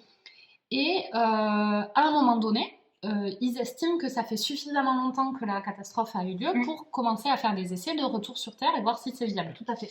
Mais bon, comme quand même c'est un peu une mission suicide, potentiellement, ils décident d'envoyer, et alors là, attention, en mode gros salopard, des délinquants emprisonnés, mais pas n'importe lesquels, mineurs. Oui. Parce que quitte à être des salopards, alors, il y a un twist. Non, mais alors, il y a un petit twist parce qu'en fait, comme ils sont sur la station spatiale, en fait, ils n'ont pas de délinquants majeurs parce que. Ah oui, parce qu'ils les tuent. En fait, voilà, ils les mettent dans le sas et en fait, ils les font parce que ils ont. Ben oui, complètement. Parce que. C'est vrai, j'avais oublié ça. Oui, ressources limitées, donc genre en gros, tu respectes la loi ou tu meurs. Sinon, voilà. Bon, après, ça peut s'entendre. Oui, là, t'es dans un truc surréaliste, c'est pas genre, on n'est pas une démocratie, quoi. Les salopards. Et donc, ce qui fait qu'ils ont que des délinquants mineurs, parce que quand même, les enfants, on les tue pas, c'est un peu violent, mais on les envoie sur Terre pour vérifier si c'est toujours radioactif ou pas. Je me demande si c'est pas pire, quand même. c'est un peu, bon, en l'occurrence. Vous vous en doutez parce que sinon la série n'aurait pas eu cette saison. Ah oui, ils les ont envoyés sur Terre et ils sont morts dans notre souffrance. Et voilà, c'était une mini-série. Et c'est cette saison de genre on envoie des mecs au fur et à mesure et on voit combien de temps ils mettent à mourir. Voilà, c'était cool. Donc ça c'est vraiment le postulat de base de la série. Donc ensuite c'est donc tu suis vraiment à la fois les ados parce que c'est beaucoup des ados. Les ados sur Terre. Ils n'envoient pas des enfants quand même. Genre 8 ans. Il y en a des tu te dis, mais c'est plutôt il y a plutôt des pré-ados. Il n'y a pas de petits, mais c'est plutôt. T'imagines Ah oui, toi, ça l'a dit, délinquant à 5 ans, faut quand même commencer à y aller. T'as volé une sucette, dommage. Tu vas aller tester si la Terre est radioactive. Mais il faut prendre tôt les lois. La proche. Ouais, donc tu suis à la fois les ados sur Terre qui découvrent le nouvel environnement. Et après, il y a un petit peu hostile. Plot, exactement, qui est hostile et il y a un petit plot twist sur Terre. Bon, en plus, t'en vois que des ados. Donc, alors quand même un problème de sociabilité. Tout à fait. Délinquants. Mais alors après, c'est délinquant en mode délinquant station spatiale ou genre, t'es vite délinquant, quoi. C'est pas forcément délinquant en mode ado rebelle. De cité qui volent des mobilettes. Exactement. Je viens de dire un truc bien. Oui, j'allais dire. Cliché. Alors moi, j'allais dire, mais pour compenser, ou d'ado, tu sais, qui s'ennuie dans sa maison de banlieue et qui donc va fumer de l'herbe parce qu'il s'ennuie. Bon là, c'est délinquant. Il y en a certains, ils ont fait des trucs. T'es là, bon, c'était contre les règles, mais c'est pas vraiment des ados délinquants dans le principe. Par contre, il y a complètement le côté, au moins au début, parce qu'après, les personnages évoluent vraiment. Au début, il y a vraiment le côté, qu'est-ce qui se passe si tu mets donc The Youngblood, puisqu'il y en a 100 ados sur Terre, 100 adultes, après avoir passé toute leur vie. Séquestrés dans une station spatiale avec des règles ultra strictes. Effectivement, au début, c'est l'anarchie. Ouais. Ensuite, comme l'environnement est quand même hostile, assez vite ils disent il va falloir qu'on s'organise, sinon ça va pas le faire parce que genre la fiesta tous les soirs, genre ça va quand même avoir ses limites. Ouais, une fois qu'il y en a 3 qui sont morts, les 97 restants se disent qu'est-ce qu'on fait maintenant ? Ouais, c'est un peu ça, dans mon souvenir. Encore une fois, je l'ai vu quand même. Moi, je ne l'ai jamais vu. Mais c'est bien, tu progresses vachement bien. Et tu suis aussi un peu les histoires, et là il y a vraiment un côté aussi très politique des adultes qui restent sur la station spatiale et qui récoltent des informations, etc. D'ailleurs, c'est politique parce que donc dans Netflix, je classe The 100 comme série SF, bien sûr de la SF, série politique, série inspirée de livres, parce qu'effectivement à la base c'est des livres. Et alors là, je m'attendais pas du tout à ça parce que tu sais, il y a le genre et après il y a ce programme et. J'adore le programme. Oui, nous aussi on adore. Et là, alors ils disent ce programme est violent. C'est quand même super étonnant, je trouve, par rapport à d'autres trucs, tu vois. Ben, c'est pas le premier truc que j'aurais dit, tu vois. De temps en temps, ils ont ce programme est palpitant, tu vois. J'aurais peut-être mis pourquoi je trouve qu'il est palpitant, tu vois. Il a vraiment un côté. Tu vois, c'est vraiment un côté. Enfin, moi, à chaque fois que je me suis mise à regarder une saison, je l'ai regardée d'un trait. Je m'en suis jamais vraiment lassée. Après. Tu te dis qu'est-ce qu'ils disent pour The Boys, quoi. Oui, alors ils disent rien pour The Boys parce que c'est pas sur Netflix. Mais voilà, tu vois, typiquement, oui, il y a un peu de violence, mais franchement, de manière normale, comme pour une. Enfin, tu vois, typiquement, c'est pas The Walking Dead, série avec. Qu'est-ce qu'ils disent pour The Walking Dead ? On peut regarder ce qu'ils disent pour The Walking Dead, parce que pour le coup, c'est sur Netflix. Oui. J'espère qu'ils disent que c'est violent, du coup, parce que si The Walking Dead, c'est pas violent, alors que The 100, ça y est dessus. Ouais, c'est pas grave.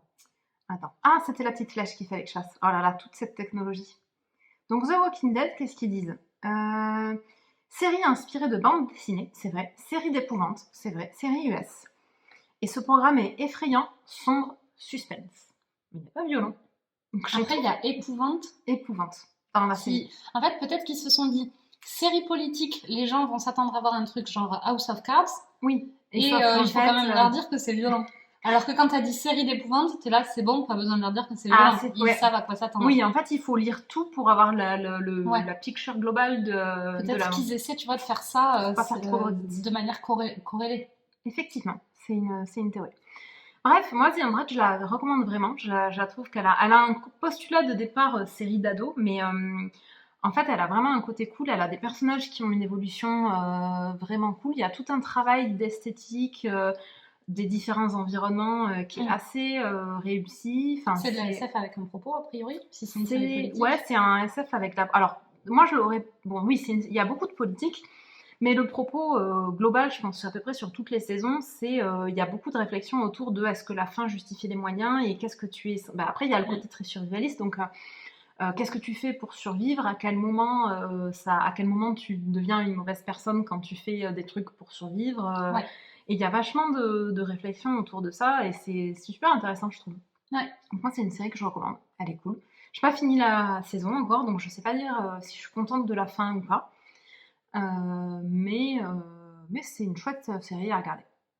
Cool. Et toi, qu'est-ce que tu regardes en ce moment ? Alors moi, en ce moment, je regarde sur tes conseils Crazy Ex-Girlfriend, qui est aussi sur Netflix. Oui, on va regarder d'ailleurs ce que Netflix en dit. Ouais.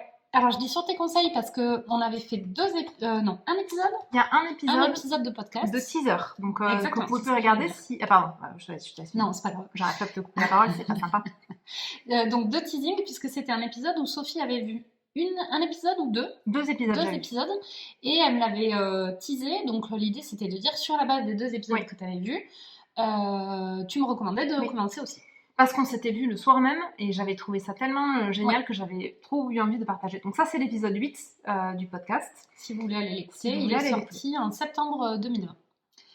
Et ensuite, tu as fait une quick review qui est disponible sur notre compte Instagram à la fin de la saison 1 peut-être Non, je pense que j'avais tout vu quand j'ai fait la quick review. Ouais. Ok. Combien il y a de saisons ? Il y a 4 saisons. Merci. Et elle est finie ? Et elle est finie, oui, okay. oui. Et donc, je me suis lancée à l'aveugle. Ah, mais oui. Mais d'ailleurs, tu sais qu'on a une conversation en miroir dans le fameux épisode 8 parce que tu me demandais toutes ces infos et j'avais commencé sans regarder. Et donc, on a toute une conversation sur le fait qu'on s'était lancé à l'aveugle. On disait, on a fait un extrait sur ça où tu disais que tu faisais des choses sur des impulsions comme ouf. Moi, je regarde. D'ailleurs, The 100, j'avais commencé comme ça. Moi, je regarde beaucoup de trucs sur une impulsion. En mode, j'ai des trucs dans ma liste que je regarde jamais et je suis là, ok, ce soir je vais regarder The 100, truc dont j'avais. Et j'ai regardé quoi il y a pas longtemps comme ça, un truc où j'avais vachement aimé aussi. Bon, je sais plus, peu importe.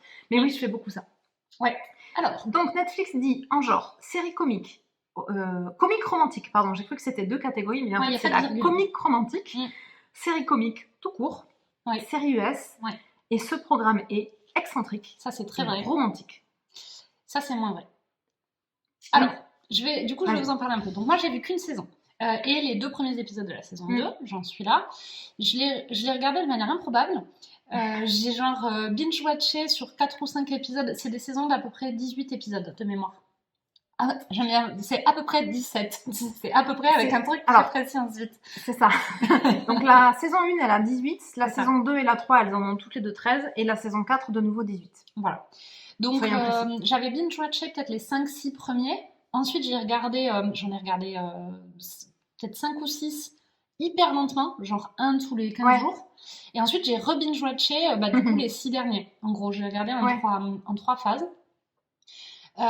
Donc, c'est si vous voulez en savoir plus, vous pourrez aussi aller écouter l'épisode de teasing. Je vais pas en parler trop longtemps, mais c'est une série effectivement alors qui sous des airs romantiques l'est en fait pas du tout. Oui. Enfin, pas que. Le sujet, c'est la vie amoureuse du personnage principal. Ouais. Rebecca. Qui est une avocate brillante qui sort d'Harvard, qui est dans un des plus gros cabinets d'avocats de New York, qui se voit proposer dans le premier épisode, les 10 premières minutes, une promotion pour devenir partenaire. Donc un peu le Graal quand t'es avocate, surtout qu'elle est très jeune, et qui, en parallèle, est complètement dépressive au sens médical du terme. Elle est en pleine dépression et qui, du coup, est hyper malheureuse, pleure beaucoup. Croise un ex, mais alors pas un ex genre un vrai ex, un ex genre le gars à qui tu roules des patins. Son amant quand elle avait 16 ans. Quand elle avait 16 ans, et je pense qu'ils ont même probablement rien fait d'autre que s'embrasser dans ce camp-là. Je sais pas, c'est jamais très clair.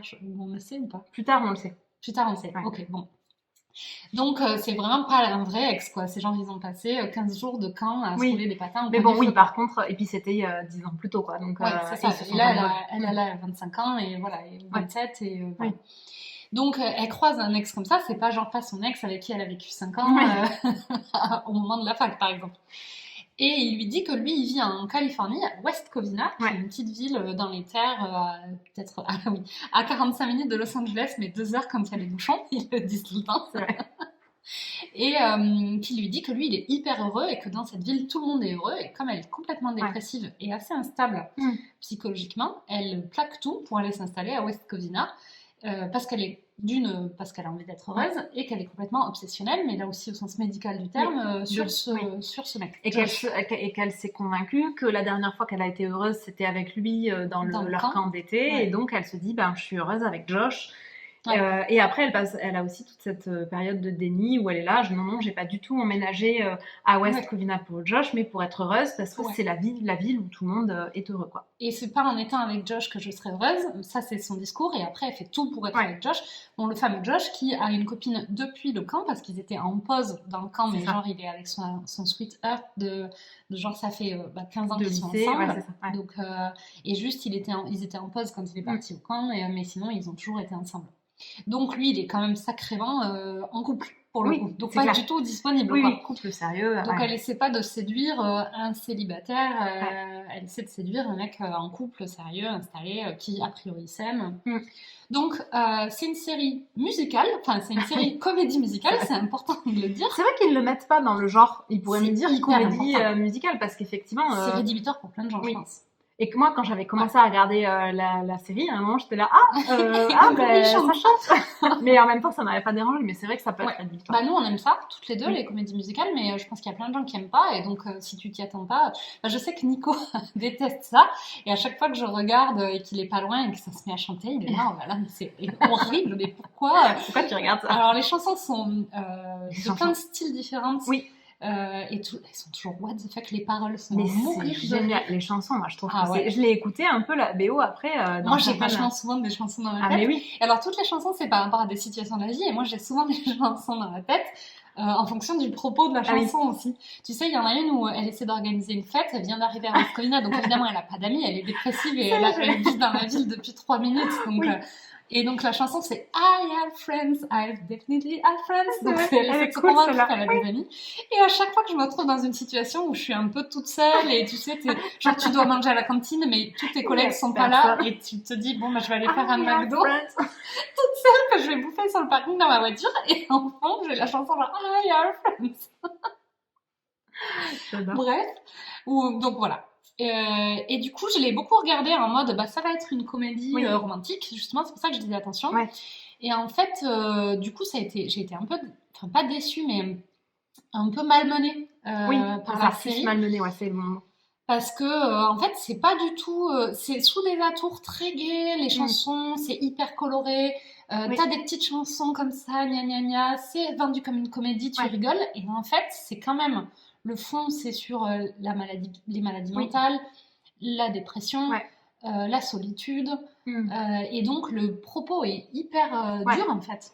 Et d'ailleurs, quand tu écoutes les paroles, les chansons, elles sont toujours vachement. Elles font mourir de rire, mais elles ont toujours aussi un côté vachement acide. Ouais. C'est très caustique. C'est très caustique. Il y a vraiment un côté. C'est ultra réaliste en fait. Enfin, il y a les paroles des chansons sur des trucs de la vie quotidienne de temps en temps ou sur des rapports avec les gens. Enfin, il y a vraiment un côté. Moi, j'adore les paroles. Je trouve qu'elles sont vraiment. C'est du grand art, quoi. Enfin, c'est clair. Ce côté, typiquement, quelqu'un qui a 0 amis et qui est dépressif, qui chante I have friends. Alors là, comme ça, il y a une petite choré, c'est super gay, c'est super mignon. Et en même temps, elle est en train d'essayer de se convaincre qu'elle a des amis alors qu'elle en a pas. Sur le fond, t'es un peu là, genre, c'est pas très. Enfin, faut avoir le moral, quoi, quand tu regardes. Et c'est loin d'être effectivement le truc le plus dur de là, je vous le fais mignonne parce que je veux pas vous spoiler, mais il y a des trucs beaucoup plus durs que ça. Après, moi, j'ai beaucoup aimé. Pour le coup, moi, j'ai tout regardé. Donc, je l'ai fini et j'ai vraiment aimé la manière dont c'est traité, les maladies mentales, y compris avec... Parce qu'en fait, comme on voit beaucoup de son point de vue, effectivement, c'est pour ça les petites chansons mignonnes et tout ça, parce qu'elle est beaucoup moins dans le déni. Au début, elle est beaucoup dans le déni de son état. Elle n'a pas vraiment conscience qu'elle est dépressive et tout ça. Oui. Elle a pas... Oui, je me rappelle plus. Oui, c'est ça. Donc, elle est complètement dans le déni sur plein de trucs. Et donc, il faut effectivement le regarder avec un peu de recul. Et ce que j'ai aussi beaucoup aimé, c'est qu'ensuite, dans un deuxième temps, ils reviennent sur plein de choses, et notamment en mettant des mots. Donc, c'est une vraie... c'est pas juste... on fait une série rigolote sur une meuf dépressive sans jamais dire qu'elle est dépressive. Et en essayant avec un côté... romancé de la dépression. Là, il y a un côté très réaliste. En fait, je pense que c'est une série hyper intelligente sur la maladie mentale, mais pas traitée de manière sérieuse, mais traitée de manière humoristique, mais qui est quand même bien faite, qui est quand même intelligente. Je pense qu'ils ont fait ça avec des consultants. Mais en fait, j'étais en train de regarder l'actrice qui joue Rebecca. En fait, c'est une actrice qui a elle-même des troubles. Alors elle n'est pas dépressive. Enfin, elle n'a pas les mêmes que ceux du personnage de Rebecca. Mais j'ai tapé Rebecca, du coup ça ne marche pas, il faut que ça marche pas ici. Tout à fait. Je sais plus comment elle s'appelle l'actrice. J'ai oublié aussi son nom. Elle participe beaucoup, j'ai vu, je sais pas où, qu'elle participait beaucoup à la production de la série. Oui, c'est ça. Elle est pas que, c'est pas que l'actrice, elle a effectivement, elle est productrice. Je pense qu'elle a écrit une partie des chansons. Et en fait, Bloom, c'est ça, c'est Rachel Bloom. Et en fait, donc c'est vraiment un sujet qu'elle connaît bien, parce que même si elle ne traite pas des mêmes que de ce dont elle a été diagnostiquée, tu sens qu'effectivement, c'est une série qui est faite par des gens qui savent de quoi ils parlent. Oui. Et le choix, il a été fait de... Et il y a vraiment des trucs drôles. Là, on dirait qu'on vous décrit un truc genre... Non, c'est super drôle. Alors juste, effectivement, moi, je le présente sous ce jour-là, parce que notamment la fin de la saison 1, en fait, je pense qu'il y a une évolution où là, elle est plutôt en train de s'enfoncer dans ses problèmes, et j'imagine que vers la fin, elle va... Ouais, là, elle n'est pas vraiment enfoncée encore, mais bon. Ouais, mais c'est pour ça que j'ai dit, elle est en train de s'enfoncer. J'imagine qu'à un moment donné, il montre une voie d'amélioration. Enfin, j'espère, sinon ça va vraiment être dur. C'est pas une série dramatique où ensuite, à la fin, elle finit dans un en hôpital psychiatrique. Donc, le côté, au début où elle s'enfonce, ça, moi, comme je l'ai pris vachement, je vais regarder une série comédie romantique. Là, j'étais un peu expectation, enfin attente, en fait, résultat, j'ai eu un décalage. Et du coup, ça a été c'était un peu dur. En plus, moi, j'ai ce côté où je suis vraiment impactée en termes de morale par ce que je regarde. On l'a déjà dit plusieurs fois. Mais j'ai pas trop ça. Moi, je peux vraiment être impactée par ce que je regarde. Mais par contre, c'est toujours traité avec humour, avec joyeuseté, avec des jolies couleurs. C'est pas du tout un drame, c'est vraiment une comédie. Mais c'est pas une comédie romantique basique. Oui, et le propos, le fond est dramatique, même si c'est traité de manière Et le propos, là où les comédies romantiques, le propos, c'est toujours de dire comment les deux personnages principaux vont finir ensemble. Là, le propos, même s'il y a de la romance, même s'il y a de la comédie, le propos, c'est pas du tout ça. Et le propos, c'est est-ce que et comment le personnage de Rebecca va réussir à aller mieux. Exactement. Ouais. Et par quoi ça passe d'aller mieux quand t'es sujet à des obsessionnels, en l'occurrence pour son cas. En tout cas, c'est ce qu'on a vu aujourd'hui. Elle a peut-être pas que ça parce qu'elle est plein de problèmes. Mais elle est après dépressive et obsessionnelle. Et c'est vraiment bien traité après aussi sur ça. Donc c'est une série pas très connue. Donc si vous n'êtes pas rebuté par le côté comédie musicale, parce que sinon c'est rédhibitoire. Oui. Parce qu'il y a vraiment des chansons. Il y en a vraiment dans tous les épisodes, au moins une. Ouais, moi je pense qu'il y a 3 chansons par épisode. En moyenne, il doit y avoir 3 chansons. C'est quoi, c'est des épisodes de 40 minutes? Oui, c'est ça. Ouais. Donc si vous n'êtes pas rebuté par ça, si vraiment vous êtes rebuté par ça et que vous n'aimez pas, ne regardez pas. C'est sûr. Mais si vous n'êtes pas rebuté par ça, et en plus à chaque fois ils le font un peu sous forme de clip. Et c'est vachement, ils s'inspirent, enfin il y a tous les genres musicaux, et ils s'inspirent beaucoup de clips. Il y a des références à Beyoncé, il y a un clip, c'est Shakira, le clip qu'on regardait à l'époque où on regardait la télé, où on regardait MTV Music. Il y avait ce clip de Shakira où à un moment donné elle danse là habillée en espèce de cow-boy et il y a des chevaux qui galopent derrière elle, et bon ça ils refont la scène. Donc c'est sympa. C'est vrai qu'il y a plein de références, c'est super sympa. Il y a plein de genres musicaux différents. À un moment donné, il y a de la techno, tu sais, techno comme ils font à l'époque. Donc bon, c'est cool quoi. Ouais, c'est vraiment une très chouette série. Ouais. Qu'on recommande. Qui est sous-côté. Oui, complètement. C'est vraiment on n'en entend jamais parler. Non, c'est vrai. À part sur notre compte. Moi j'avais. Nous qui en parlons. Oui, moi j'avais à peine entendu parler. Le seul truc que je savais quand j'ai commencé à regarder, c'est que c'était pas sexiste. Ah oui, et ça l'est pas du tout pour le coup. Et ça l'est pas du tout, c'est vrai, et c'est un vrai truc. Et j'avais juste entendu quelqu'un, je pense, dire c'est trop cool, Crazy Ex-Girlfriend, parce que contrairement à ce que son nom pourrait laisser penser, c'est pas du tout une série sexiste. Ouais. Et moi, je pense que j'en avais entendu parler et je m'étais dit, bon, mais c'est bon, la série sur la meuf qui est l'ex-folle du pauvre gars, j'ai pas envie de regarder, tu vois. Et j'en savais rien, mais rien que le nom, j'avais dit non, c'est pas possible. Et ensuite, j'avais entendu ce truc qui disait, bah, c'est pas du tout sexiste, c'est cool. Ouais. Et alors, j'en savais rien, donc je savais pas que c'était une comédie musicale, je savais pas que le vrai sujet, c'était plutôt les maladies mentales et tout ça. Donc, j'ai regardé, encore une fois, comme sur une impulsion, et j'ai trouvé ça vraiment super cool. Mais après, moi, c'est vrai que j'ai pas trop ce côté... Je vais régler un peu la luminosité. On est en fin d'après-midi, et le... Ouh là là. Ceci dit... Et la lumière baisse. Ceci dit, on a terminé, puisqu'on a fait... c'était pour la conclusion. On sera lumineuse pour la fin. Oui. Bon, on n'est pas très bien en termes d'objectifs, mais on n'est pas si pire. Non, on n'est pas si pire. Pour tout vous dire, on avait un objectif à 45 minutes, on a dépassé que de 30 minutes. Ouais, après on a fait on a fait particulièrement plein de détours pas prévus. Ouais, mais ça c'est la signature du pop-up. Exactement. Et bon, 1h15, pour nous, ça reste super court, quoi. Ça fait genre super longtemps qu'on n'avait pas réussi à avoir un épisode aussi court. Alors que ça fait longtemps qu'on s'est dit, il faudrait qu'on essaye de raccourcir les épisodes. Donc, on est super fiers. On est très fiers. Donc, je pense qu'il faut le considérer comme un win. Ouais. Cet épisode, c'est un win. Exactement. Ouais, on a gagné. Bon. Est-ce que tu avais d'autres sujets? Non. C'est de la déformation professionnelle. Juste pour la parenthèse, je fais du recrutement et donc je conclue toujours les entretiens en disant, en demandant aux candidats, est-ce qu'avant de conclure, ils ont besoin d'aborder d'autres sujets pour être sûr de ne pas les laisser avec une interrogation. Je l'ai fait. Exactement dans ce... Là, j'avais pas vu venir, j'étais là, genre non, parce qu'on avait dit qu'on parlait que de ce dont on a parlé. Au moment où j'ai posé la question, je me suis dit, pourquoi tu dis ça? Et c'est sorti vraiment naturellement, mais c'est de la déformation. Alors qu'on vient de dire qu'en plus, on était plus ou moins pas dans l'objectif, mais que c'était pas mal en termes de timing, donc non, on va pas avoir de nouveaux sujets. Non, c'est sorti un réflexe. Moi, on finit un entretien, je suis obligée de demander si on a bien fini. Non, mais c'est bon, je n'ai plus de questions, tout est très clair, le poste, je suis motivée. Oui, la suite du process, c'est bon. J'attends votre appel. Je peux faire le petit mail de l'HQ si vous voulez pour vous dire à quel point je suis contente d'avoir fait l'entretien. Et voilà. Bon, écoute, sur ce, je pense qu'on va s'arrêter là. Ouais, je pense qu'il faut s'arrêter. Dites-nous ce que vous pensez de l'épisode en commentaire sur le compte Instagram, si ça vous a plu. Et sur la chaîne YouTube. Et sur la chaîne YouTube, puisqu'on essaye de la raviver. Ouais. Si on vous fait rire, si vous aimez bien notre compte, n'hésitez pas à parler de nous autour de vous. Quoi? J'ai cru que t'allais dire si vous aimez bien notre tête, j'étais là, mais ne dis pas ça. Du coup, je le dis, ça n'a aucun sens. C'est super improbable comme manière de le dire, non? Si vous trouvez qu'on est bien coiffé, c'est pas bizarre que tu le dises, ça n'avait aucun sens. Et donc, logiquement, du coup, c'était pas ça que j'allais dire. Oui, donc, je parlais bien du compte. Donc, en gros, si vous aimez bien ce qu'on fait, et éventuellement, si vous aimez bien nos dates, n'hésitez pas à en parler autour de vous, à recommander notre compte, parce que voilà, on est improbable et drôle. Quand même. Surtout improbable. On est surtout improbable. Ouais. Mais on se fait rire, en moins. C'est ça.